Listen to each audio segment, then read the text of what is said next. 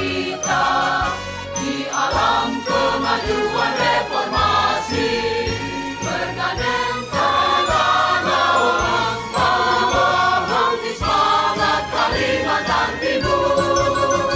Anugerah alam melimpah ruah, budaya serta tradisi nan adil, undang-undang dasar Pancasila landasan hidup kita.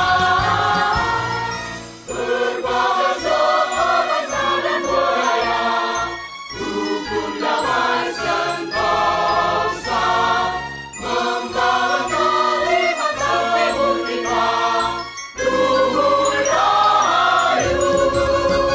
Bangkitan niat bakti langkah nyata di lingkungan indah sekitar kita. Hijau dan hidup doa kita semua, Kalimantan sejahtera.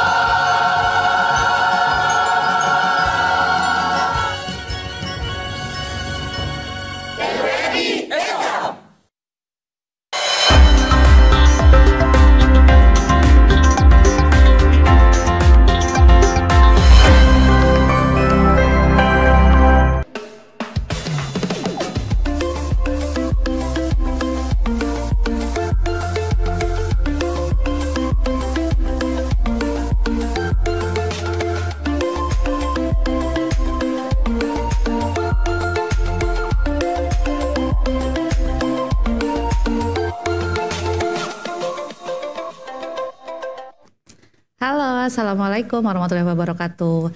Hai pemirsa Sehat TVRI di rumah, jumpa lagi di program Ruang Kesehatan. Salam sehat, orang hebat, hidup sehat. Seperti biasa di program Ruang Kesehatan, kita akan membahas sejumlah topik kesehatan tertentu yang akan dikemas secara ringan dan menarik sehingga mudah dipahami para pemirsa Sehat TVRI di rumah. Nah, untuk episode kita kali ini mungkin sudah trending banget nih pernyataan terkait stunting pada anak, terutama kalau kita melihat lagi visi dari pemerintah kota, pemerintah provinsi dan lain-lain terkait bebaskan stunting menuju Indonesia Emas 2045. Nah, ini pembahasan kali ini menarik, oleh karena itu kita mengangkat tema episode kali ini dengan mengenal stunting pada anak. Nah, untuk episode kita kali ini saya sudah menggandeng dokter spesialis anak yang mungkin para Mahmud di luar sana udah kenal banget nih sama dokter ini, karena memang dokter beliau ini famous banget di salah satu rumah sakit swasta. Jadi memang mungkin banyak penggemarnya kali dok ya, lebih tepatnya bahasanya. Oke, kita langsung sambut saja Dokter Joko Purnomo, spesialis anak. Halo dokter. Halo dokter Joko. Gimana kabarnya dok? Baik, sehat. Gimana kabarnya dokter Cila? Alhamdulillah baik dok. Lebih bersemangat kayaknya ya kita kalau narasumbernya dokter Joko. Aduh. Oke dokter, bagaimana kesibukannya beberapa hari terakhir ini dok? Ya seperti biasa ya, sehari-hari ya praktek di rumah sakit sama klinik ya. Dengan pasien yang bejibun dok ya? Ya musiman. Oke, musiman. Oke, siap dokter. Oke dokter, terkait tema kita kali ini mengenal stunting pada anak. Sebenarnya dok, saya pun juga bertanya-tanya, mengapa sih dok isu stunting itu begitu penting dok di Indonesia dok? Ya baik. Sebelumnya selamat ini pagi siang nih. Selamat pagi. Selamat pagi ya. Okay. Baik, selamat pagi pemirsa TVRI ya. Iya dok. Jadi pada kesempatan kali ini kita akan membahas mengenai stunting. Nah, seperti tadi dokter Cila sudah sampaikan, stunting ini mungkin para orang tua di rumah sudah familiar ya pasti ya dengan sebutan stunting, apalagi pemerintah lagi menggaung-gaungkan nih ya pencegahan stunting, tata laksana stunting. Nah, sebelum masuk lebih dalam, kita harus tahu dulu nih, mungkin para orang tua di rumah ada yang masih belum begitu ngeh mungkin sebenarnya apa sih stunting itu. Jadi stunting itu sebenarnya adalah suatu kondisi di mana kita menemukan seorang anak, ini kita bahas anak ya, perawakan pendek. Nah, jadi perawakan pendek yang disebabkan oleh karena kekurangan gizi yang sudah berlangsung cukup lama. Nah, jadi mungkin masih banyak yang salah artikan. Jadi, oh anaknya pendek nih langsung dikatakan stunting. Nah, sebenarnya mesti ada kejelasan dahulu. Jadi nggak semua anak yang pendek, yang mungkin lebih rendah dibandingkan teman-teman sebayanya, itu langsung dikatakan stunting. Jadi stunting itu ada pengukurannya, ada kriterianya lah. Nah, cuma yang jelas dia ditemukan kondisi perawakan pendek, jadi anaknya memang pendek dibandingkan rata-rata teman sebayanya, teman seusianya, dan disebabkan karena kekurangan gizi yang sudah berlangsung cukup lama. Emang ada pendek yang bukan karena kurang gizi, Dok? Ada. Nah, jadi kita sebut biasa kalau bahasa medisnya stunted. Nah, satunya kan stunting. Nah, kalau yang satunya lagi stunted. Kalau stunted itu apa sih, Dok? Stunted itu sebenarnya suatu perawakan pendek yang memang bukan karena kekurangan gizi. Nah, jadi kalau stunted itu nggak mesti semua anak yang pendek itu langsung kita judge ini stunting. Kan kalau stunting sepertinya hingga saat ini image-nya masih ke arah negatif ya. Jadi malah kasihan ini para orang tua yang memiliki buah hatinya, terus ternyata memang ukuran tinggi badannya lebih ke cenderung rendah ya dibandingkan teman-teman sebayanya. Nggak mesti stunting ya para ayah bunda di rumah ya. Jadi jangan khawatir, diperiksakan dahulu. Diperiksakan dahulu ke tenaga medis ya, kalau bisa ke dokter spesialis anak, nanti akan dicek nih mulai dari tinggi badan, berat badan, kemudian mungkin pemeriksaan fisik dan pemeriksaan tambahan yang lain. Jadi jangan khawatir, jangan berpikir satu kali, oh anak saya pendek nih, stunting nih, langsung cemas, langsung parno, depresi, dan, langsung baby blues. Itu dia, ya. Jadi nggak semua tuh, karena ada juga yang anaknya memang pendek, kita sebut stunted tadi, ternyata karena bawaan atau genetik bisa. Nah, genetik. Ada nih anak yang memang dia pendek, ya dia di bawah rata-rata lah. Tetapi ternyata IQ-nya bagus, kemudian sosialisasinya bagus, kognitifnya bagus. Nah itu fine-fine aja, nggak apa-apa. Ya itu bukan stunting. Dimana kalau stunting kan sudah tadi yang saya bilang hingga saat ini konotasinya masih ke arah yang negatif ya. Benar. Karena memang kalau stunting itu sendiri dia nanti bisa berdampak banyak. Salah satunya bisa ke gangguan kognitif dia, perkembangan kognitifnya terganggu ya. Kemudian yang paling biasa terasa itu kecerdasan. Nah, kecerdasannya bisa mulai kurang bagus lah, maksudnya di bawah rata-rata. Nah, kalau anak yang hanya stunted, itu ya ada anak stunted yang memang dia perawakan pendek, tapi nilai akademisnya bagus, nilai kognitif, perkembangan kognitifnya baik, ya itu fine-fine aja, nggak ada masalah. Ya kan nggak semua anak atau manusia di dunia ini terlahir dengan tinggi-tinggi semua. Ya, nanti nggak ada yang pendek nanti ya. Nanti rumahnya tinggi-tinggi semua nih, pintu 3 meter semua nih berarti nih. Nah, Oke, siap dokter. Jadi tadi terminologinya ada stunting, stunted, dan ada lagi nggak, Dok? Untuk yang tinggi badan memang secara yang sekarang populer kan stunting nih. Jadi perbandingannya biasanya stunted sama stunting. Satu lagi ada sih sebenarnya, Dok. Apa tuh, Dok? Stunning satu lagi. Tapi kalau stunning beda ya. Beda. Kalau stunning itu malah pujian ya. Lucu loh ya, Dok. Oke, dokter, berarti stunting tadi yang perawakannya pendek disertai dengan bla bla bla bla bla. Kalau stunted itu yang cuman perawakan pendek tapi tidak disertai bla bla bla blanya itu tadi, Dok. Oke, siap dokter. Dan bla bla bla blanya itu yang penting tuh, Dok. Karena bla bla blanya itu yang menentukan nih. Ini anaknya nanti apakah akan ada gangguan negatif atau fine-fine aja. It's okay, nggak ada masalah. Nah, itu yang makanya bagi para orang tua di rumah ya jangan ragu untuk jika menemukan loh seperti ini ada yang berbeda nih di anak saya, ya diperiksakan dahulu. Ya jangan langsung parno juga ya, segera cari tenaga ahli, ya pasti akan diperiksa secara mendetail dulu, baru nanti akan disimpulkan, oh ini memang mengarah ke stunted, ini mengarah ke stunting, atau mungkin ternyata baik-baik saja. Nah itu yang kita harus evaluasi ya. Ngomong-ngomong masalah pendek, Dok, emang seberapa pendek, Dok, yang dimaksud untuk kriteria stunting dan stunted ini, Dok? Ya, nah bagus nih ya, jadi kriteria pendek itu jadi kan berbeda-beda pasti ya. Nah makanya kita ada acuan atau ada pedoman. Untuk anak-anak kita menggunakan kurva WHO namanya. Ya, jadi kurva WHO nanti kita lihat itu di mungkin para ayah bunda di rumah lebih familiar kalau ada buku pink pasti kan nah buku KIA. Kehamilan itu, Dok, ya. Pasti kan para bunda di rumah ketika sudah proses kehamilan, kontrol di bidan atau kontrol di dokter spesialis kandungan, pasti kan ada dikasih buku Betul, pink nih. betul, Dok, Nah, betul, di buku pink itu jangan dijadikan tumpukan buku saja, Dok ya. Koleksi.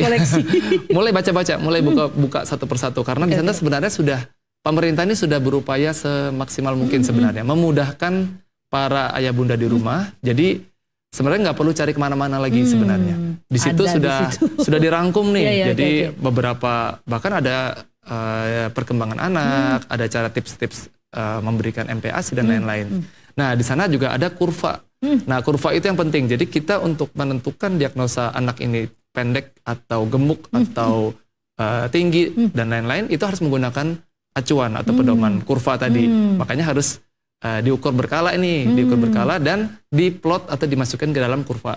Jadi nggak usah bingung-bingung, nggak usah harus, oh saya harus beli di mana dok kurvanya ini, beli di toko mana, nggak usah. Di buku pink sudah ada.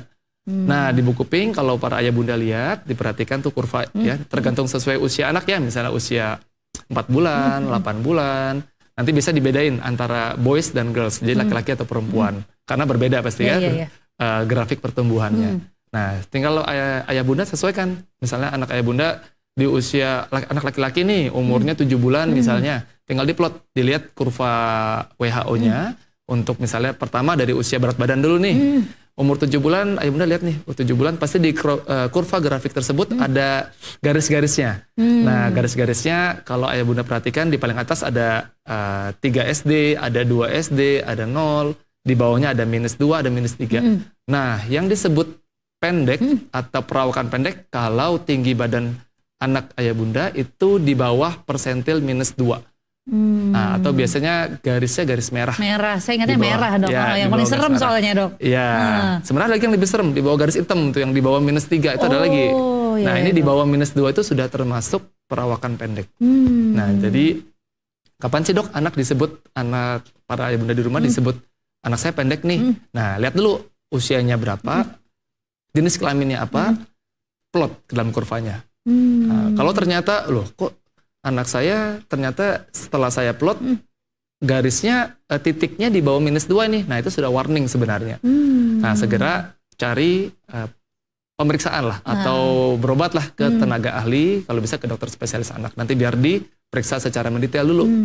Nah baru kita cari yang tadi bla bla bla bla. Iya, oke, siap dok. Sebenarnya dok, untuk stunting ini sendiri, penyebabnya apa sih dok? Kenapa sih pemerintah tuh fokusnya stunting gitu? Kenapa nggak gizi kurang gizi? Tapi ini stunting dok. Penyebabnya ada nggak tertentu khusus patofisiologi terkait stunting doang nih kejadiannya nih? Ya baik. Jadi kalau kita kembali ke definisi awal lagi, untuk stunting itu sendiri kan tadi perawakan pendek yang disebabkan oleh karena kekurangan gizi yang jangka panjang. Jadi bukan saja contoh gini, anak umur 1 tahun ini terus datang berobat ke dokter atau ke puskesmas atau posyandu. Dia orang tuanya bilang nih, iya dok, anak saya nggak mau makan dari 2 hari yang lalu, terus sekarang jadi pendek nih, stunting itu nggak mungkin. Karena stunting itu pasti sudah proses yang berjalan lama, butuh waktu dia. Dia bukan sekejap, oh ya nggak mau makan 2 hari, sekarang langsung pendek, itu enggak. Jadi dia sudah akumulasi. Nah makanya itulah pentingnya para ayah bunda di rumah. Kan kalau anak baru lahir pasti ada rutin penimbangan tuh di posyandu atau di puskesmas ya. Syukur-syukur kalau bisa ke dokter anak ya lebih baik silakan. Tapi kalau enggak di daerah-daerah terpencil ke posyandu atau puskesmas itu sudah cukup lah ya. Di pemantauan berkala dan mungkin kalau ayah bunda sering lupa, biasakan ada tuh jadwal imunisasi. Nah kan imunisasi sekalian saat ke puskesmas atau ke posyandu ke kader-kader saat vaksin pasti akan dilakukan penimbangan. Cek berat badan, panjang badan. Nah itu sekalian biasa kita akan evaluasi tuh. Di situ mulai kelihatan tuh nanti dari bulan ke bulan dievaluasi loh. Kok kenaikannya tidak optimal? Yang harusnya misalnya contoh dari usia 2 bulan ke 3 bulan kenaikan berat minimal. Ada juga tuh di buku pink. Kenaikan berat minimal atau KBM. Nah itu biasanya ada sekian gram, sekian ratus gram setiap bulannya. Kalau sudah di bawah itu kenaikannya nggak sesuai. Nah itu sudah warning sebenarnya. Nah, jadi penyebabnya apa stunting? Yaitu karena kekurangan gizi yang berlangsung cukup lama. Sebenarnya kalau kita bedah lagi ini agak kompleks. Jadi nggak sampai bukan yang semudah kurang gizi stunting, nggak juga. Ya, jadi kalau saya mungkin jelaskan secara awam aja ya. Jadi penyebab anak BB-nya seret atau kan panjang badan itu efek dari karena kenaikan atau kebutuhan kalori yang kurang. Secara garis besarnya, kenapa sih anak seret, BB seret, atau panjang badan gak optimal itu secara garis besar kita bisa kelompokkan menjadi 2. Yang pertama, memang kekurangan intake, jadi kekurangan kalori. Jelas kan, kalau anak mau bertumbuh dan berkembang kan butuh bahan bakar nih. Kayak kita kendaraan butuh bahan bakar untuk berjalan. Ini sama, anak mau bertumbuh, mau kenaikan berat badan, mau kenaikan tinggi badan, panjang badan, dia butuh asupan, butuh bahan bakar. Nah, butuh kalori. Jika kalorinya memang tidak tercukupi, ya otomatis pasti pertumbuhan tidak akan maksimal. Itu yang pertama. Nah, yang kedua, jika yang pertama sudah cukup, Dok, sudah kebutuhan kalori sudah tercapai nih, sesuai anjuran dokter, kok tetap nggak naik beratnya, atau panjang badannya tetap nggak naik dengan baik, ya berarti penyebab kedua. Apa itu, Dok? Biasa paling seringnya karena peningkatan metabolisme.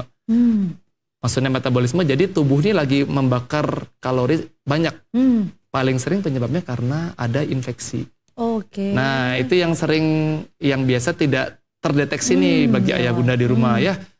Kita nggak pernah tahu, ternyata anaknya misalnya nih kekurangan zat besi. Anemia defisiensi besi itu bisa. Atau ternyata memang riwayat infeksi paru yang berulang.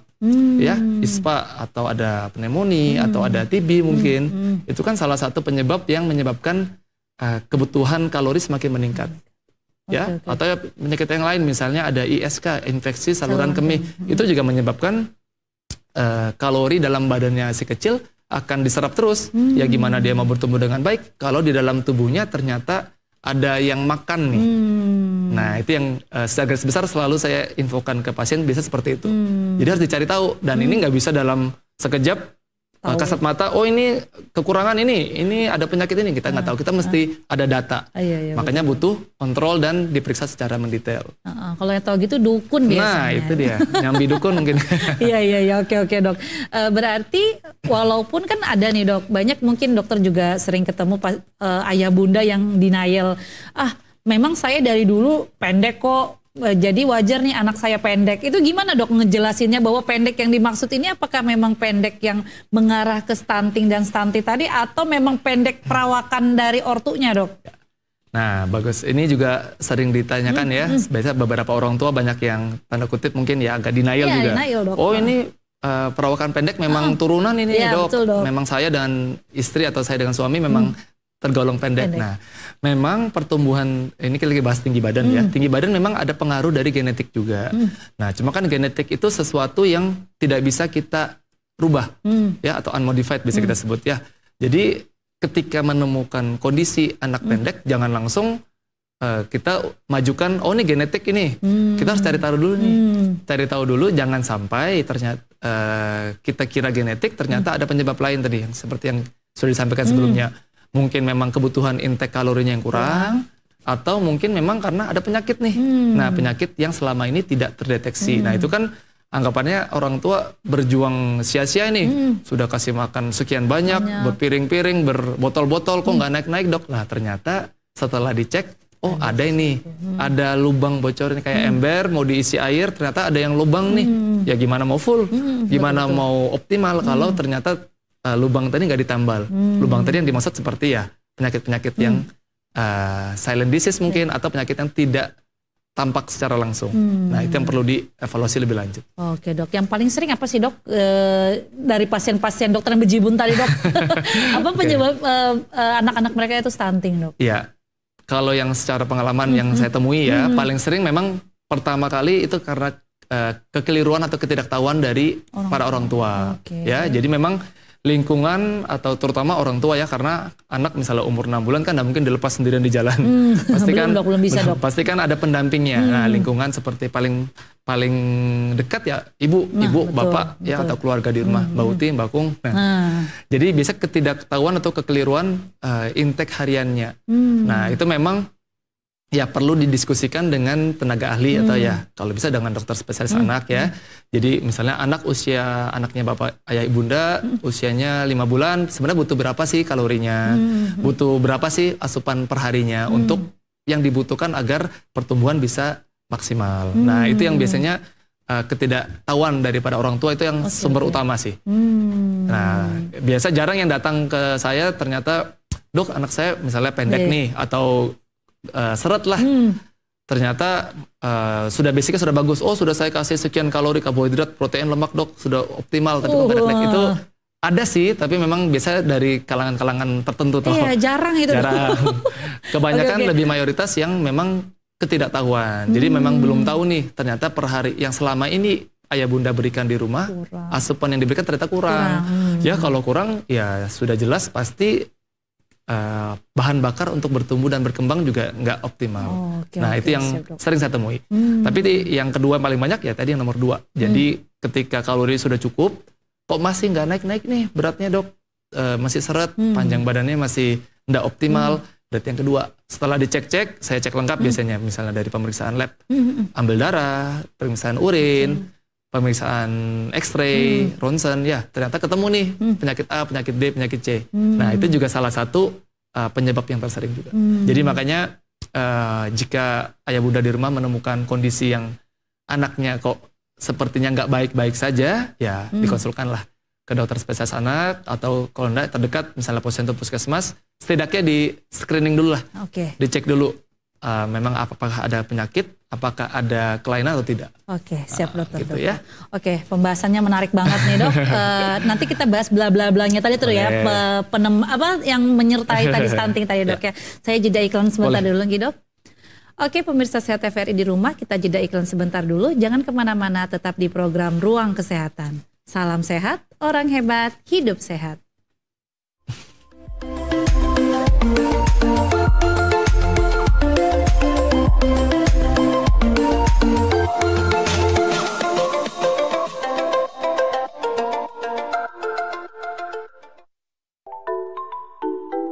Apa itu stunting?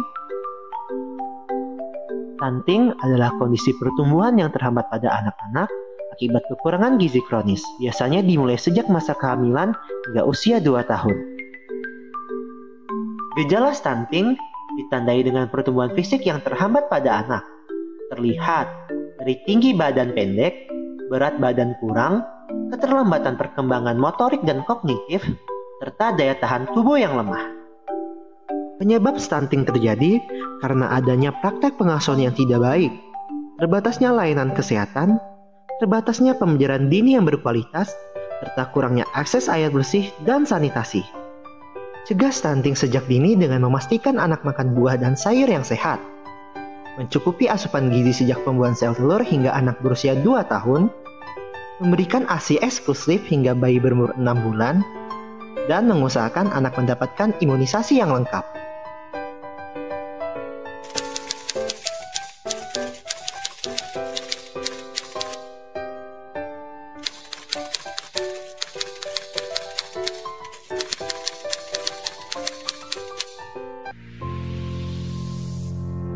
Sebuah persembahan dari bumi Borneo.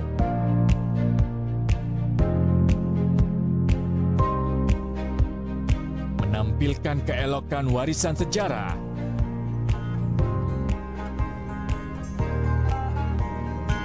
Mahakarya budaya tradisional bersatu padu dengan budaya modern.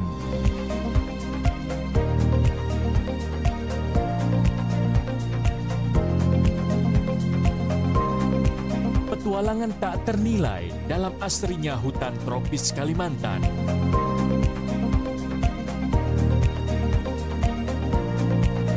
Berpadu debur ombak menyisir di atas pasir nan lembut. Pesona nirwana di timur Kalimantan.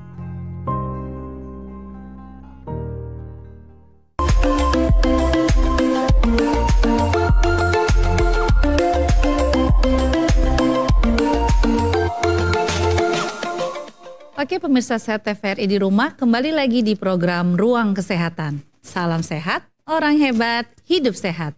Masih bersama saya Dr. Cila dan juga narasumber kita Dr. Joko Purnomo, spesialis anak, dalam bahasan tema mengenal stunting pada anak. Siap Dr. Joko. Tadi kita udah bahas nih ya stunting, stunted, kemudian tadi ada pembedanya dengan kondisi-kondisi lain. Tadi bedanya kalau stunting itu pendek dan disertai gejala bla bla bla blanya itu dok. Mungkin bisa dijelaskan dok, bla bla bla blanya itu apa aja dok? Ya, oke, baik. Jadi kita kembali lagi ya dengan tadi kan definisinya stunting itu yang perawakan pendek disebabkan karena kekurangan gizi yang jangka panjang. Nah, jadi gejalanya apa sih, Dok? Biasanya yang bisa para orang tua di rumah atau kita sebagai orang awam melihat, oh ini kemungkinan ke arah sana. Yang pertama jelas pasti anaknya terlihat lebih rendah, lebih pendek ya. Lebih pendek dibandingkan teman-teman seusia dia. Mungkin nanti mulai terlihatnya biasa pada saat berjejer nih dengan teman-teman, dengan tetangga, ya. Atau kalau sudah masuk, sekarang sekolah sudah banyak ya, kayak PAUD, playgroup dan lain-lain ya. Biasa mulai sedikit terlihat tuh, loh kok anak si A ternyata kok lebih pendek dibandingkan rata-rata teman-teman di usia dia. Nah itu yang gejala pertama yang sudah sebagai alarm lah. Jadi kayak warning dulu, loh ini kenapa nih kok tingginya berbeda dengan yang lain. Nah jika memang para ibunda menemukan seperti hal demikian ya segera cari pengobatan dulu, ya diperiksakan dulu nih, dipastikan nih benar-benar memang ke arah stunted atau stunting. Nah jika memang ternyata setelah dievaluasi, oh dia memang kurvanya pendek nih, misalnya anaknya pendek di bawah rata-rata, ternyata beratnya masih fine-fine aja, jadi beratnya masih normal, sesuai lah, normal. Kurva, ya. Dan untuk setelah dicek perkembangan lain ternyata baik-baik aja, perkembangannya misalnya kognitifnya bagus, sosialisasinya bagus, ya. Kemudian nanti untuk ketika beranjak sudah mulai dewasa sedikit, IQ-nya juga baik, ya. Berarti itu fine-fine aja. Itu yang ke arah stunted berarti ya. Tapi kalau stunting pasti nanti dia akan ada gangguan-gangguan nih, Dok. Gangguan pertama ya perkembangan kognitifnya pasti akan terganggu. Jadi untuk sosialisasinya juga akan kurang. Nanti ketika masuk sekolah pun biasa akademisi atau kecerdasannya berkurang. Jadi mungkin sulit mengikuti pelajaran. Itu sudah sebenarnya dampak-dampak berikut, dampak lanjut lah. Dan kalau kita bahas lagi tentang stunting untuk yang long termnya atau jangka panjangnya, itu malah berdampak nanti bisa ke penyakit-penyakit yang tidak menular atau PTM seperti obesitas, seperti penyakit jantung dan yang lainnya. Jadi dampak stunting ini ternyata bisa kemana-mana nih nanti ke belakangnya. Oleh karena itu makanya pemerintah semua aspek menurut saya hingga saat ini masih gencar-gencarnya nih ya untuk cegah stunting, deteksi stunting dan lain-lain ya, karena itu tadi. Dan yang perlu mungkin para ayah bunda ketahui, mungkin sering dengar juga nih, Dok, biasanya 1000 hari pertama kehidupan. Itu mungkin ada beberapa yang belum ngeh juga. Jadi 1000 hari pertama kehidupan kenapa sih sepenting itu? Kenapa sih, Dok? Karena dalam 1000 hari pertama kehidupan itu berdasarkan penelitian yang ada, ternyata perkembangan otak ya, perkembangan brainnya seorang manusia, kita ini, orang dewasa ini, ternyata 80% sudah terbentuk nih, atau ya dibentuk saat 2 tahun pertama, atau 1000 hari pertama kehidupan ini. Nah jadi kan begitu pentingnya. Karena kalau kita melewatkan fase-fase dalam 2 tahun pertama kehidupan, kita mungkin para orang tua abai atau mungkin ketidaktahuan tadi, ternyata anaknya jatuh ke kondisi stunting, ya nanti kasihan. Nanti di dampak jangka panjangnya nanti akan, pertama anak itu sendiri yang akan merasakan. Dia mungkin untuk sosialisasinya akan kurang, dia untuk nanti ketika sudah bekerja pasti kinerjanya juga nggak maksimal, nggak bagus, akan berdampak ke lingkungan, ke tempat dia bekerja, ke orang tua, ke keluarga. Pasti kan anak ini pasti akan membutuhkan tanda kutip mungkin pengawasan ekstra lah, atau butuh penanganan ekstra lah. Dan jangka panjangnya apalagi jika anaknya ternyata stunting, kemudian di kemudian hari dia kecerdasan mungkin terganggu, kemudian untuk bekerja dia juga tidak bisa maksimal, otomatis kan akan berdampak ke negara juga ini. Ya, lapangan kerja juga otomatis akan menurun, SDM menurun. Nah, jadi ternyata dampak stunting ini bisa kemana-mana nih. Yang pertama pasti ke ke anak itu sendiri. Dia akan kesulitan dalam beradaptasi. Pasti tidak akan sebaik atau seoptimal anak-anak yang memang saat pertumbuhan, terutama 2 tahun pertama, fine-fine aja. Tumbuhnya sesuai kurva, sesuai grafik. Jadi makanya hingga saat ini para pemerintah dan segala aspek, menurut saya bukan hanya tugas pemerintah sih ini. Ini tugas nakes, pemerintah, kemudian kader-kader, dan tugasnya para orang tua di rumah juga. Para ibu terutama, orang ayah, ya kakek, nenek, semuanya ikut terlibat lah. Karena nanti dampaknya ke mana-mana. Oke. Siap Dokter Joko. Dokter Joko juga visioner sekali nih dampaknya. Oke, Dok. Kalau secara fisik sendiri, Dok, misalnya nih Cila lihat, oh si A nih kok pendek dibandingkan yang lain. Ada perawakan khususnya nggak sih dok? Misalnya nih dok, lebih hitam kah? Atau lingkaran matanya lebih cowong kah? Atau dagunya nggak terlihat atau gimana gitu? Ada yang fisik-fisik seperti itu nggak sih dok? Ya, oke, baik, terima kasih ya. Jadi untuk tampilan fisik yang khas ya dok ya. Sebenarnya kalau untuk yang detail sendiri sih tidak ada yang khas. Maksudnya, oh kalau anak stunting nanti wajahnya seperti gini atau nanti seperti itu enggak. Ya, jadi kalau untuk stunting sendiri sebenarnya tidak. Tapi kalau sudah stunting dan dia jatuh nih ke kondisi gizi buruk misalnya, kan lama-kelamaan ya ujung-ujungnya ke gizi buruk nih, misalnya nggak ditanganin ya otomatis tanda-tanda gizi buruk tuh ada. Kan gizi buruk, oh kalau kita bahas panjang, sampai besok nggak selesai ya. Kalau gizi buruk ada lagi tuh nanti ya. Jadi kayak misalnya old man face, wajahnya terlihat wajah tua, atau kulitnya kisut, atau bengkak di perut dan lain-lain. Nanti itu sesi sendiri ya dokter Cila ya. Itu untuk gizi buruk. Berarti di stunting yang ini dok tidak spesifik ya. Takutnya nanti pemirsa CTVR di rumah kira, oh mau susi pendek aja, orang pendek-pendek masih cakep kok, masih cantik, masih dibilang stunting. Ternyata memang harus pemeriksaan lebih lanjut gitu dok. Betul. Oke, siap dokter. Kemudian dok, untuk faktor resikonya sendiri, apakah ada usia-usia tertentu misalnya nih, kan kalau periode anak nih luas dok ya, apakah di periode tadi 1000 hari pertama kehidupan itu atau umur 5 tahun, 6 tahun yang lebih beresiko terkena stunting dok? Baik ya, nah ini juga sering ditanyakan dok ya, sebenarnya rentang usia berapa sih yang bisa kena stunting ini? Jadi sebenarnya stunting itu sendiri kan tadi perawakan pendek tuh, ya karena disebabkan karena kekurangan gizi yang jangka panjang. Jadi sebenarnya sejak lahir pun sudah bisa dipantau. Nah dengan kenaikan tadi setiap bulan ditimbang, setiap 2 bulan 3 bulan kok kenaikan berat badan dan panjang badan nggak sesuai, ya nanti tentunya dengan berdasarkan pemeriksaan lebih lanjut ya, dicek dulu satu persatu, itu sudah bisa dideteksi sebenarnya. Nah makanya kenapa 1000 hari pertama ini penting, kan kalau kita hitung-hitung 1000 hari ini, kalau 2 tahun tuh belum sampai 1000 hari ya. Sisanya di mana dok? Sisanya itu dari semenjak kehamilan. Nah makanya untuk memberantas atau mencegah stunting ini sebenarnya tadi semua stakeholder harus ikut bekerja sama nih. Dan awal mulanya dari semenjak si anak tadi masih dalam perut nih. Jadi semenjak masih dalam kandungan itu sebenarnya perannya sudah penting tuh. Jadi makanya untuk para bunda di rumah ketika sudah tahu nih ada kehamilan, sedang mengandung ya, memang harus benar-benar dijaga karena time watch-nya sudah mulai tuh. Ketika sudah memang tahu nih ada mengandung, itu sudah termasuk dalam 1000 hari pertama kehidupan sampai 2 tahun setelah anak itu lahir. Nah jadi baik dari nutrisi sang ibu, kemudian penyakit ibu, suplemen, vitamin, itu sangat penting karena itu nanti berdampak saat lahirnya nanti. Kan kalau ibu ternyata mungkin selama kehamilan ada penyakit, ada sakit, atau mungkin suplemen atau vitaminnya tidak tercukupi, nutrisi tidak tercukupi, ya jelas pasti akan berdampak ke janin. Ya nanti lahirnya yang misalnya kita pakai patokan biasa kalau berat lahir cukup bulan ya, cukup bulan bisa di 37 minggu sampai 40 atau 42 minggu, ternyata bisa resiko lahir prematur nih. Jadi lebih dulu lahirnya, misalnya yang seharusnya lahirnya di 40 minggu nih target kita, ternyata lahirnya di 32 minggu. Nah itu kan sebenarnya kasihan ke anaknya, ya kasihan ke anaknya lahir yang seharusnya anggap kayak buah nih, buah ini belum matang, tapi ternyata sudah dipetik, pasti kan rasanya mungkin keras masih kecut dan lain-lain. Sama, jadi anak yang harusnya jika dari sang ibu nutrisi terjamin, kesehatan baik, lahirnya cukup bulan, ternyata karena satu dan lain hal, misalnya karena penyakit atau dan yang penyebab lainnya, terpaksa lahir lebih awal nih, dan kan berdampak pasti dengan beratnya lahir rendah. Nah kalau berat lahir rendah otomatis anaknya berjuangnya mesti ekstra lagi nih. Ya yang harusnya biasa kita pakai startnya anak ini biasa di 2,5 kilo lahir itu yang optimal ya 2,5 sampai 4 lah.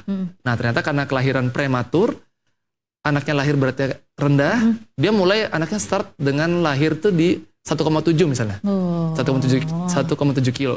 Dia kan butuh PR-nya lebih banyak nih. Nah, otomatis itu berdampak nih ke perkembangan dan pertumbuhan dia ke depannya. Jadi makanya untuk pencegahan ya mulai dari ibu juga harus sudah semenjak kehamilan sudah harus mempersiapkan sebaik-baik mungkin.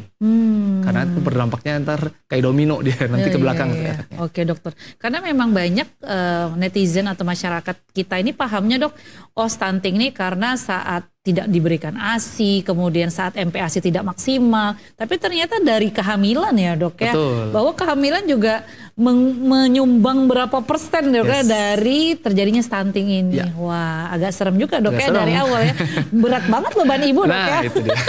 Berarti memang harus diwaspadai juga dari kondisi ibunya sendiri, kontrol rutin, kemudian suplemen tadi, nutrisi dipenuhi hingga sang buah hati lahir dok ya yang akan dipantau. Betul. Wah, mulia sekali tugas ibu nih dok. Oke dokter. Kemudian dok, dari tadi faktor resiko, kemudian untuk dokter mengatakan ini stunting tadi, selain pemeriksaan antropometri ya dok ya kalau kita sebutkan, ada pemeriksaan lain nggak dok, kayak laboratorium, kayak ronsen torak, USG atau dan lain sebagainya dok? Ya baik, jadi untuk mendeteksi atau mendiagnosa stunting ya dok ya, sebenarnya cukup dengan antropometri itu sudah cukup dia. Ya, jadi mungkin kalau untuk di puskesmas atau posyandu sebatas pemeriksaan awal dulu, screening awal dari berat badan dan panjang badan atau tinggi badan ya. Jika menemukan pasien di posyandu puskesmas nih para kader ya, kok kenaikan dalam 2 bulan berturut-turut tidak naik ya, atau kita sebut bisa weight faltering ya. Jadi kenaikan tidak sesuai dengan yang diharapkan atau kenaikan berat minimal. Itu sudah indikasi untuk dirujuk ke fasilitas kesehatan yang lebih tinggi. Ya kalau bisa ya ke dokter spesialis anak ya, karena akan di screening nih, akan dicari tahu sebenarnya penyebabnya apa tadi. Ya tadi yang kita balik lagi ke 2 utama tadi, intake-nya yang kurangkah atau ada penyakit penyerta. Ya jadi sebenarnya untuk pemeriksaan lebih lanjut untuk mendiagnosa stunting sebenarnya untuk stunting sendiri cukup dengan pemeriksaan antropometri sudah cukup. Nah, tapi memang biasa para klinisi, tenaga medis, dokter, dia butuh pemeriksaan lebih lanjut. Hanya untuk melihat nih, penyebabkan stunting itu bukan suatu akhir. Dia maksudnya ada penyebab nih. Nah, tapi untuk mendiagnosa cukup dengan antropometri sudah cukup. Tapi kita tetap perlu cari nih, apakah jangan sampai dia ternyata ada silent disease atau ada penyakit lainnya. Ya, jadi tetap perlu pemeriksaan lebih lanjut. Tapi itu nanti biar dari dokter anak lah yang akan melacak lebih lanjut ya. Oke. Jadi kalau untuk stuntingnya sendiri tadi itu cukup antropometri dok ya. Tapi penyebabnya tadi yang kita bahas di awal itu apakah ada penyakitnya itu perlu pemeriksaan lebih lanjut dok ya. Oke siap dokter. Kemudian dok, kalau sudah ternyata dokter diagnosis pasien ini stunting, apa yang harus dokter edukasi atau penanganan apa untuk si anak ini sehingga harus konsultasi terus nih ke dokter anak. Ya. Oke dok. Baik, jadi ketika sudah terdeteksi nih seorang pasien ya, oh ini pasiennya ternyata setelah dari pemeriksaan, pengukuran, dia masuk ke dalam kategori stunting. Ya, tentu kita harus lakukan tindakan yang segera. Tindakan segera ini maksudnya pertama tadi, kita harus pastikan dulu pemenuhan kebutuhannya harus sesuai. Bahkan ada yang namanya jika memang sudah terdiagnosa atau mengarah ke stunting, ke gizi buruk, itu kita memberikan, kita hitung dulu nih kalorinya. Berapa sih kebutuhan dia? Tentunya terus kita akan berikan dengan cara yang mudah diserap. Biasanya kita menggunakan ONS ya, atau pangan yang padat kalori lah. Nah paling mudah biasanya kita menggunakan yang bentuk cair ya, kayak susu tinggi kalori. Nah tentunya penggunaan susu tinggi kalori, nah ini juga cukup tricky ya. Maksudnya di masyarakat kayaknya agak sedikit terlalu mudah ya menggunakan sedikit-sedikit tinggi kalori, ya padahal ya kalau memang berdasarkan setelah melalui pemeriksaan memang penyakit-penyakit lain sudah disingkirkan dan memang kebutuhannya yang kurang mungkin boleh ditambahkan. Tapi jangan sampai para ayah bunda di rumah sebelum diperiksakan langsung tergesa-gesa menggunakan susu tinggi kalori, padahal ternyata tadi yang saya bilang bagaikan ember, ada lubang-lubangnya nih. Lubang itu maksudnya ada penyakit-penyakit yang tidak ketahuan. Ya ayah bunda mau berikan susu tinggi kalori berapa galon pun, ya akan terbuang pasti. Nah makanya tetap perlu pemeriksaan pendampingan lah dengan pemeriksaan dokter, dicari tahu dulu sumbernya. Dan tentunya terus diberikan susu tinggi kalori atau makanan yang padat kalori. Nah jadi untuk ketika sudah terdeteksi stunting ya otomatis kita harus gerak cepat nih ya. Karena kita harus selamatkan dulu nih, selamatkan perkembangan brainnya tadi, otaknya tadi, yaitu dengan makanan padat kalori, tentunya tentu dengan perhitungan ya, perhitungan kalori. Nah, ketika nanti sudah memang dipantau bisa tiap 2 minggu, tiap 1 bulan. Kalau memang sudah tercukupi ya sudah. Nanti mungkin bisa balik ke makanan yang biasa kembali. Oh gitu dok, itu pemantauannya berapa lama dok? Ataukah ada obat-obatan yang diselipkan untuk, karena ada sih dok yang bilang penambah nafsu makan segala macam gitu, sebenarnya ada efeknya nggak sih dok? Ya oke, baik. Nah ini juga sebenarnya kalau bahas tentang makan ini nggak bisa habis ya. Iya oke tenang, produser Dokter Joko memberi sinyal untuk diundang lagi dok kayaknya dok untuk selanjutnya. Soalnya menarik juga nih, tadi Dokter Gini. Cila ada singgung tentang vitamin suplemen ya, penambah nafsu makan. Betul. Nah itu kan juga mungkin zaman sekarang di medsos ya, di Benar, medsos benar. para ayah bunda juga gampang ya dapat sumber lah. Ya, betul. Oh influencer A ngomong makan vitamin A, anaknya jadi gemoy, jadi makan benar. banyak. Influencer B ngomong demikian. Iya. Sebenarnya secara teori yang khusus benar-benar vitamin atau suplemen untuk penambah nafsu makan itu sebenarnya tidak ada. Ya secara direct ya, maksudnya hubungan langsung ya. Tapi memang kayak zat-zat vitamin atau mikronutrien itu diperlukan tentunya dengan dosis yang sesuai dengan berat badan, dengan usianya. Jadi nggak semua nggak ada nih obat sakti yang setelah minum ini langsung makannya Gemuk. sebakul-bakul ya nambah-nambah tuh nggak ada. Cuma dengan memenuhi kebutuhan zat mikronutrien yang tercukupi, jika dalam badannya si anak zat mikronutrien optimal nih, seperti kayak zinc, vitamin D, zat besi dan lain-lain, otomatis kalau badannya optimal kandungan kadar zat mikronutriennya, otomatis kan fisiknya bagus, nggak gampang sakit, Oke. ya akan secara nggak langsung nafsu makan meningkat dan optimal pasti berat badannya.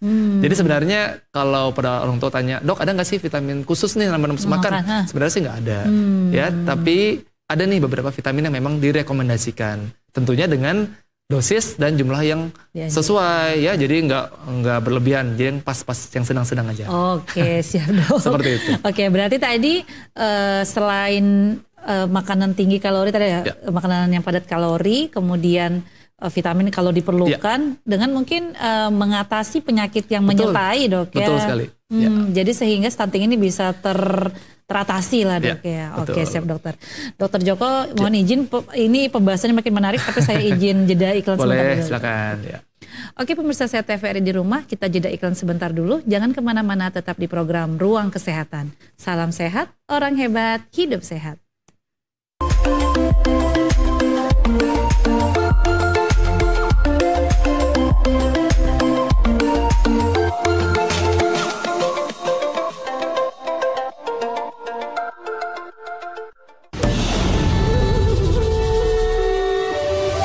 Riuan suku dan bahasa, warna-warni budaya.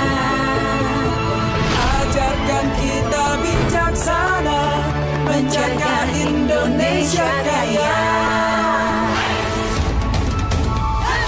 Ayo benar kita bersyukur, rakyat terus bersatu padu, pemerintah yang adil dan jujur, pimpin negaraku maju.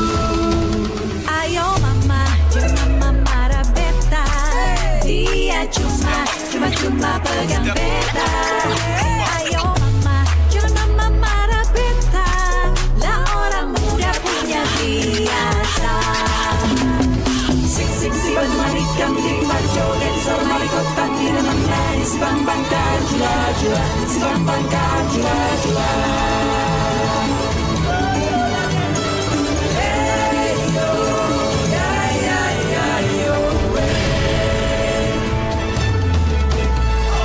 Dari Aceh hingga Papua, kita semua bersaudara, bekerja dan berdoa, bangga dan bersahaja untuk Indonesia Raya. TVRI, media bersatu asa.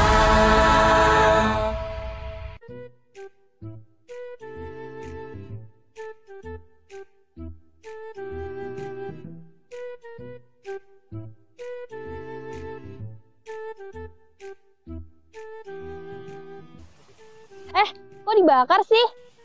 Wah, emangnya kenapa? Kan ada cara lain. Kita bisa mengolah sampah tanpa merusak lingkungan.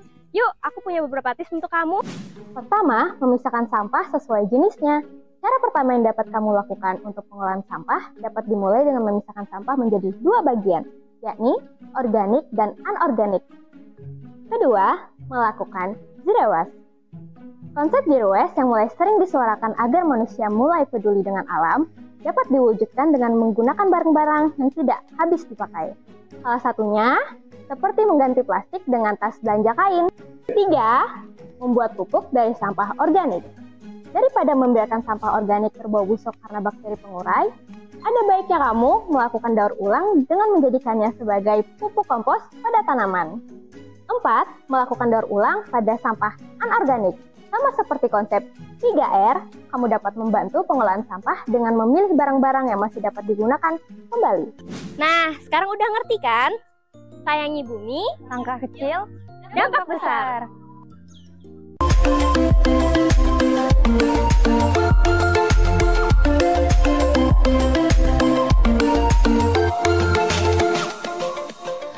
Halo pemirsa Sehat TVRI di rumah, kembali lagi di program Ruang Kesehatan. Salam sehat, orang hebat, hidup sehat.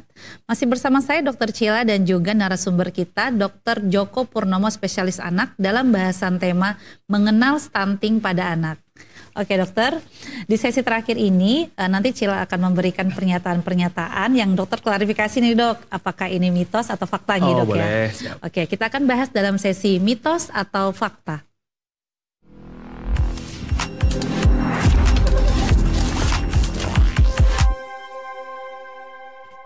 Oke dok, di sini kami siapkan properti nih dok, ada mitos Oke. atau fakta. Baik. Setiap pernyataan yang Cila keluarkan nanti dokter acungkan yang mana fakta atau mitos dok ya terkait pernyataan tersebut. Kayak cheerleader ini. Iya, kayak games biasanya dok. Oke, siap dokter Oke, Joko? boleh. Oke, pernyataan pertama dok. Stunting dimulai ketika seseorang anak lahir, mitos atau fakta dok? Stunting dimulai ketika anak baru sudah lahir. sudah bisa dinilai dari anak baru lahir. Oke, ya lebih ke fakta ya. Fakta, oke. Nah, Kenapa jadi tuh dok? sebenarnya gini, kan tadi stunting itu sesuatu kondisi perawakan pendek yang disebabkan karena kekurangan gizi yang jangka panjang. Oke dok. Nah tadi yang sudah saya singgung sebelumnya juga, yang penting ini kan 1000 hari pertama kehidupan nih. Dan 1000 hari pertama kehidupan ini sudah dimulai sejak dari kandungan. Oke dok. Nah jadi yang lagi berperan penting nih bukan si anaknya dulu nih. Karena anaknya belum bisa milih makanan dalam perut. Iya. Belum bisa milih nasi padang atau apa, belum bisa ya. Dari nutrisi ibunya. Nah jadi makanan atau kesehatan ibu, nutrisi ibu sangat penting. Karena dia akan berdampak ke buah hati yang dilahirkan nanti. Apakah nanti cukup bulan kah, beratnya sesuai kah, beratnya cukup sesuai dengan usia kehamilan dia kah. Jadi memang bisa berdampak lah semenjak setelah lahir. Karena sebenarnya setelah lahir nih sudah mulai nih duluan nih perhitungan tadi yang saya bilang stopwatch-nya sudah mulai nih, timernya sudah mulai sejak dari awal mulai kehamilan. Jadi saat lahir itu sudah anaknya sudah terima start nih, startnya dari sudah 9 bulan sebelumnya. Jadi sebenarnya memang sudah berdampak. Tapi biasa kita butuh waktu nih untuk memantau lagi. Nah jika memang setelah lahir ternyata kebutuhan nutrisi tetap tidak tercukupi, usia 2 bulan, 3 bulan, 4 bulan ternyata tidak melewatin KBM ya atau kenaikan berat minimal ya otomatis akan jatuh ke kondisi stunting. Jadi tadi pernyataannya tadi mungkin sedikit dilengkapi. Jadi saat lahir sudah ada faktor risiko. Nah, faktor risiko terutama jika memang si kecil tadi lahir dengan kondisi yang mungkin prematur, berat lahir rendah, itu sudah ya start yang kurang bagus lah. Karena dia butuh PR lebih banyak nih. Target kejar berat badannya lebih banyak lagi dok. Oke. Berarti memang sebenarnya stunting memang sudah bisa dinilai dari bayi ini lahir dok ya. Oke, pernyataan yang kedua dok.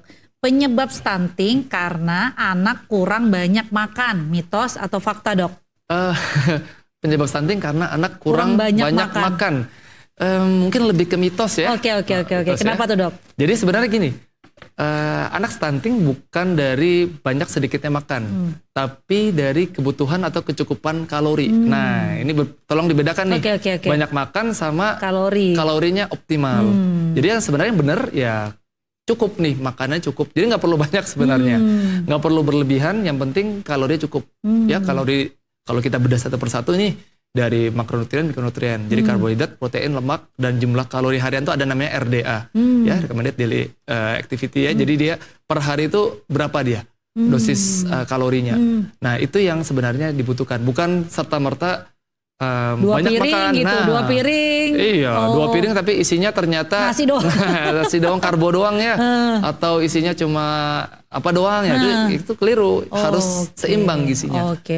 Nah, jadi mitos tadi ya, jadi nggak harus banyak makan nih. Yang penting optimal dan tercukupi mulai dari makronutrien dan mikronutrien. Oke, siap dokter. Ya. Pernyataan selanjutnya dok. Semakin cepat memberikan anak MPASI, semakin baik untuk mencegah stunting. Mitos atau fakta dok? Nah, kalau ini mitos. Oke, ya. dok. Kenapa dok? Mitos. Jadi tadi kan pernyataannya semakin cepat memberikan MPASI. MPASI.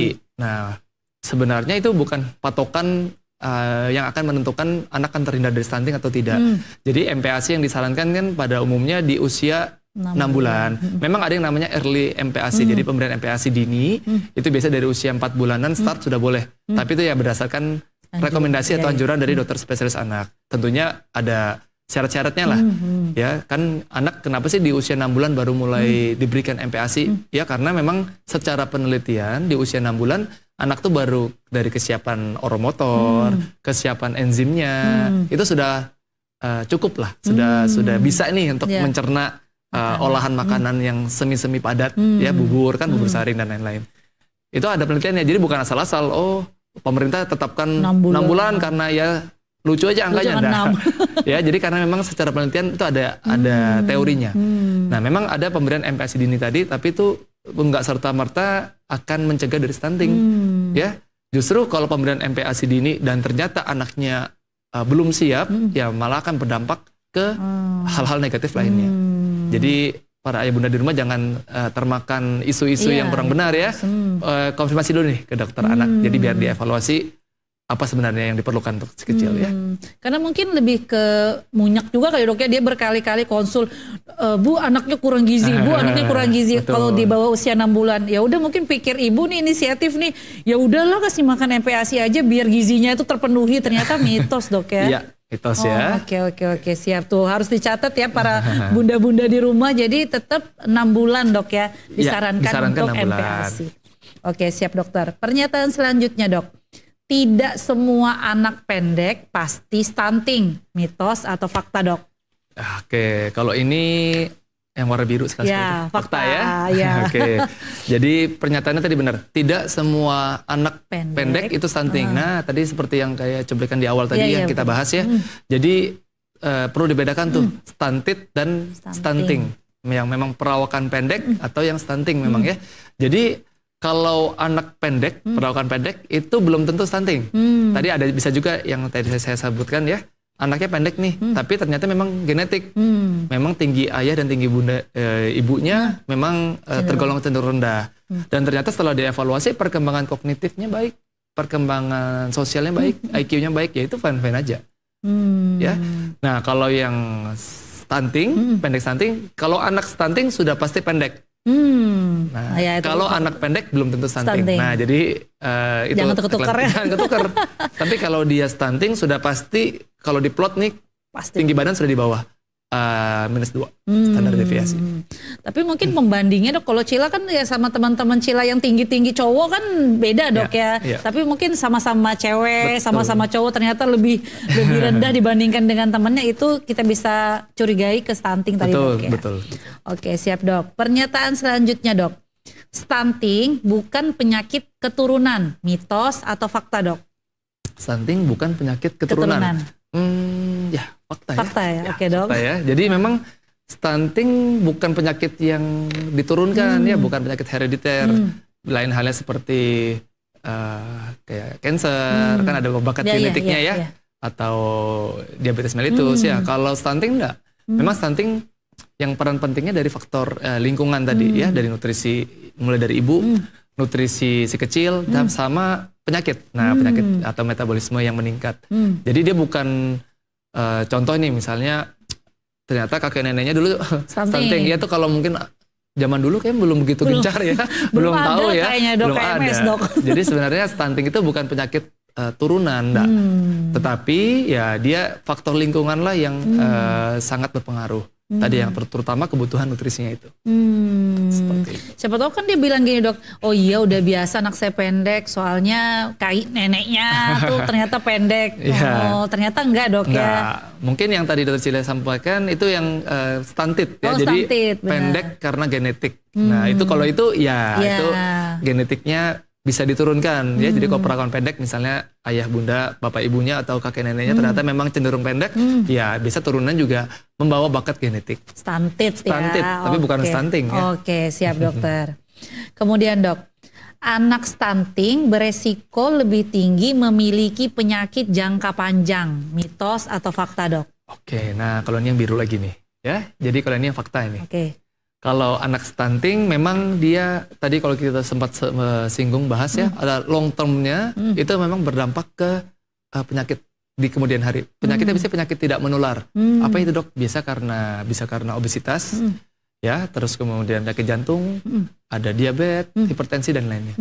Jadi biasa dari data by data ya, anak yang stunting dulunya ternyata setelah di follow up di kemudian hari saat dewasanya dia lebih beresiko untuk menderita penyakit-penyakit yang tidak menular tadi, seperti obesitas, diabetes dan lain-lain. Jadi itu fakta. Oh fakta, oke siap dokter. Mungkin satu lagi nih terakhirnya karena ini penting untuk kita bahas. Memberi makanan dan minuman manis pada anak membantu mencegah stunting, mitos atau fakta dok? Nah kalau ini sudah jelas pasti mitos ya. Oke. Jadi makanan manis atau minuman manis ya. Tadi pernyataannya membantu mencegah stunting. Jadi diberikan makanan minuman manis untuk mencegah stunting dok. Ya, oke. Nah, itu mitos tadi ya. Jadi sebenarnya yang dibutuhkan anak untuk bertumbuh itu kecukupan kalori. Nah, kecukupan kalori bukan berarti maksudnya hanya monoton manis maksudnya kayak glukosa, gula ya. Tapi yang dibutuhkan tuh kebutuhan kelengkapan dari kalori, dari karbohidratnya, protein, lemak ya. Jadi bukan serta-merta makanan manis toh. Kalau manis-manis hanya dikasih gula tapi nggak ada protein hewaninya, nggak ada zat-zat lain ya otomatis tidak akan berdampak bagus untuk anak. Maka malah bisa menimbulkan beberapa konsekuensi lain seperti mungkin resiko untuk diabetes tinggi ya dan penyakit-penyakit tidak menular lainnya. Jadi nah itu yang perlu mungkin diketahui oleh para ayah bunda. Jadi bukan serta-merta anak makan manis langsung gembal, langsung gemoy dia. Jadi harus kebutuhannya tercukupi dulu tuh. Yang terpenting sebenarnya protein hewani ya, karena itu banyak manfaatnya lah, zat pembangun dan yang lain-lain. Oke, siap dokter. Semoga memberi pencerahan kepada pemirsa Sehat TVRI di rumah dok. Mungkin nih dok, banyak pertanyaan-pertanyaan yang akan dilontarkan oleh pemirsa Sehat TVRI di rumah ingin berkonsultasi lebih lanjut ke dokter Joko. Boleh. Dokter bisa temui di mana dok? Oke, boleh. Jadi kalau untuk praktek saya sendiri, saya saat ini berdinas di Rumah Sakit Hermina Samarinda. Jadi bagi para ayah bunda yang memang ingin mengkonsultasikan anaknya, buah hatinya atau keponakannya, ya silakan. Saya dinas kalau pagi sampai sore di Rumah Sakit Hermina, kemudian ada di Klinik Utama Rahmi juga, dan malam di Rumah Sakit Ibu dan Anak JMB, Jimmy Medica Borneo. Mungkin kalau belum punya anak, tetangga juga nggak apa-apa dok ya untuk konsultasi ke dokter Joko.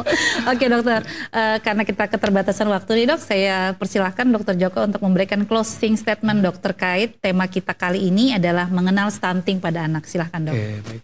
Tidak terasa sudah hampir 1 jam ya dok ya? Oke, baik. Jadi mungkin tadi sebagian besar sudah dibahas ya, sudah kita bahas di sini tadi ya tentang stunting itu apa, kemudian mendeteksinya bagaimana dan tata laksana bagaimana. Jadi mungkin yang perlu diketahui untuk para ayah bunda di rumah, jadi stunting itu hingga saat ini masih menjadi momok, masih menjadi permasalahan yang besar lah, terutama di Indonesia ya, di tempat kita ini. Jadi sangat penting nih bagi para ayah bunda di rumah, jadi untuk mulai mempersiapkan nih semenjak, jadi jangan tunggu sampai anak baru lahir, baru mulai gerusa-gerusu nih, oh kasih makanan ini, kasih minuman ini. Ya, jadi semenjak lahir, maksud saya sebelum lahir, jadi semenjak di kandungan itu sudah dijaga seoptimal mungkin. Ya, jadi para bunda kontrol rutin lah di fasilitas kesehatan, di posyandu, puskesmas, atau mungkin jika berkesempatan ke dokter spesialis kandungan untuk dipantau nih, supaya kandungannya bisa tumbuh dengan baik. Ya, jadi berat badan anaknya baik, ibu terhindar dari penyakit sehingga saat lahir memang sudah waktunya lah, sudah cukup bulan anaknya lahir dengan optimal. Sehingga PR-nya si anak nanti nggak banyak nih. PR-nya nggak banyak karena statnya sudah bagus. Nah, jadi jika statnya bagus, otomatis PR-nya si anak sudah nggak begitu banyak lah. Dan lengkapin kebutuhan nutrisi yang optimal, timbang berat badan dan panjang badan berkala di posyandu atau puskesmas atau di dokter anak, berikan imunisasi secara lengkap, dan jika memang ada melihat kok anak saya sepertinya tidak seperti anak sebayanya, misalnya cenderung pendek atau mungkin kurus sekali ya, nah segera konsultasikan ke tenaga kesehatan atau dokter spesialis anak terdekat di tempat ayah bunda berada. Ya, karena jika sampai terlambat nih, anaknya ternyata anak ayah bunda misalnya jatuh ke kondisi stunting dan tidak ditangani dengan baik, nanti kasihan jangka panjangnya akan menyusahkan si anak, akan merepotkan keluarga dan dampaknya ke lingkungan dan pemerintah juga. Seperti itu ya. Terima kasih banyak Dokter Joko atas waktunya Dok. Sama-sama. Ya. Mungkin nanti kalau ada panggilan berikutnya berkenan gitu Dok. Boleh, siap. Siap Dok, sekali lagi terima kasih nih Dok. Oke, pemirsa Sehat TVRI di rumah, pesan sehat Dokter Cila kali ini adalah cegah stunting pada anak dengan penuhi kebutuhan gizi sejak hamil, beri ASI eksklusif hingga 6 bulan, dampingi ASI eksklusif dengan MPASI yang sehat, terus memantau tumbuh kembang anak, serta selalu terapkan perilaku hidup bersih dan sehat. Terima kasih atas perhatiannya. Jangan lupa saksikan terus program Ruang Kesehatan di channel TV kebanggaan kita TVRI. Terima kasih, salam sehat, orang hebat, hidup sehat. Terima kasih, wassalamualaikum warahmatullahi wabarakatuh.